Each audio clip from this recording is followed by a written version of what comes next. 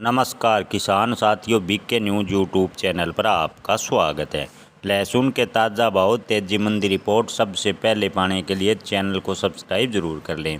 किसान भाइयों, कुछ मंडियों में लहसुन के भाव स्थिर तो कुछ मंडियों में लहसुन के भाव में मंदी देखने को मिली है। आइए जानते हैं आज के ताज़ा भाव। प्रयागराज मंडी में उत्तर प्रदेश के लहसुन के भाव 3,000 से 10,000 रुपये प्रति क्विंटल। प्रयागराज मंडी में लहसुन बिका 3,000 से 10,500 रुपये प्रति क्विंटल। प्रयागराज मंडी में मध्य प्रदेश के लहसुन के भाव 4500 से 11,500 रुपये प्रति क्विंटल।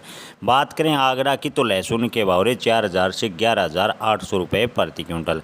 बारामंडी राजस्थान में लहसुन के भाव 8,000 से 11,900 रुपये प्रति क्विंटल। बात करें राजस्थान के जयपुर की तो लहसुन के भाव 9,000 से 12,100 रुपये प्रति क्विंटल। गोरखपुर में लहसुन के भाव 4,000 से 12,600 रुपये प्रति क्विंटल। बात करें नासिक मंडी की तो लहसुन के भाव 6,000 से 13,200 रुपये प्रति क्विंटल। धन्यवाद।